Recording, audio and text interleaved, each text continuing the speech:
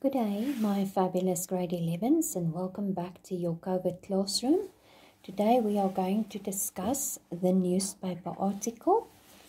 To write a newspaper article, you need to pay attention to a few of the following things. Remember, a newspaper article is a very brief and short way of writing. As you can see here, you will have your columns, and you do not have a lot of room to write. So word economy is very important when you decide to write your newspaper article. First of all, a newspaper reporter is always impartial and unbiased. They never take sides. They only reveal the facts in an objective manner. They do not write for sensation or to evoke some or other emotional response from their reader. Okay, they state the relevant facts briefly, very short to the point, and accurately. They do not add in things that they do not have proof of, and they use formal language. Right. It is always a good idea to add in a quote of what someone said, or an eyewitness report or account, someone that was actually on the scene that witnessed the accident, or that can give you valuable information based on research that would make your article more credible. Then I would like for you to please draw 2 columns. Remember, a newspaper article needs to look like an article from a newspaper, and they are usually written in columns. If you just go and write one paragraph, it's not really considered to be a newspaper article.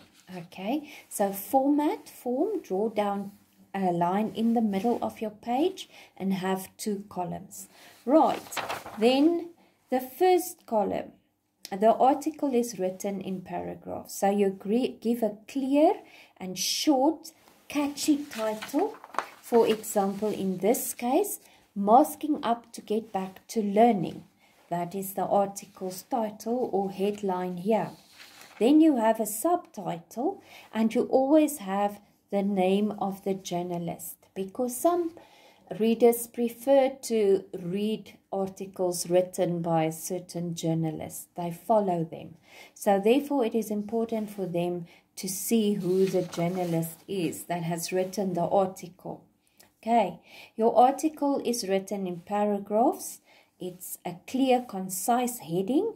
You may use wordplay, puns, hyperboles, and exaggeration, assonance or alliteration to use these catchy phrases to draw the attention of your reader. In this case, they made use of alliteration of the S. Soccer star strikes again.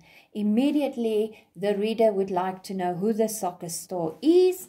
They might have a photo of the soccer star, like in this case, there's a photo of the goal, and they would love to read what happened there.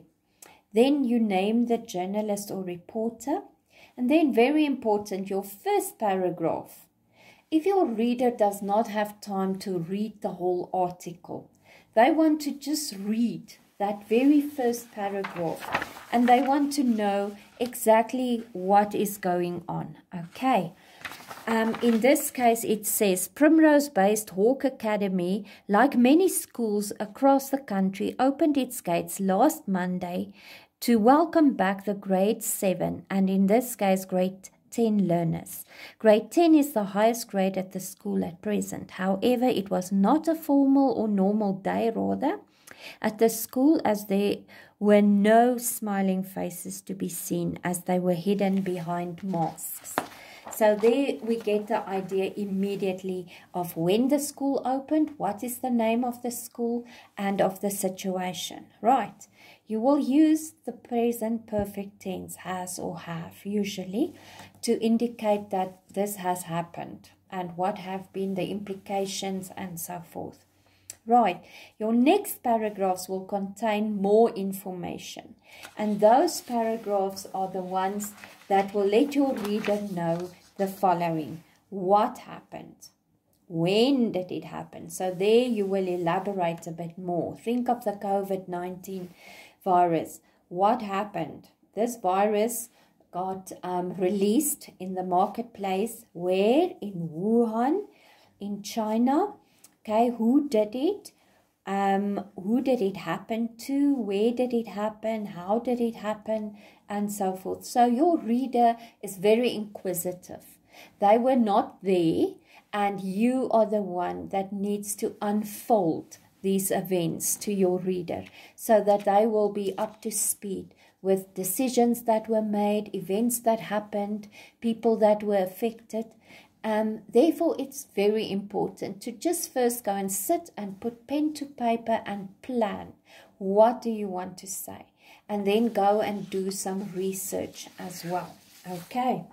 Now, ladies and gentlemen, you can go and have a look at your local paper, and you will be able to see the various approaches to headlines, to writing styles of different journalists.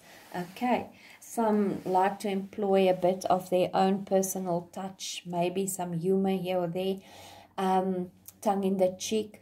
But yes, you can go and have a look at that. And then I want you to plan and write your own newspaper article on the impact of the COVID-19 virus on South Africans. Not on the world, on South Africans. So it's very locally based. Okay. We are going to, in fact, read this in class because I would like for you to see how each journalist has its own response, his or her own response to a certain event and their approach and their writing styles. Okay. Your articles should be between 100 to 150 words. So you can see word economy, very important. You will write your article, then you will cross out unimportant words. Try and find one good word that can explain a whole sentence. Okay. Plan and write your article then in the back of your language book. And when I see you again, we will each take a turn to read the article so that you can then see how you could have approached this. I will also be leaving a worksheet at the gate on Friday for you. Please make sure that you do fetch it and that you then hand it in the following Friday. You must have a lovely time at home. Be well rested when you come back. Can't wait to see you again. Thank you. Bye-bye.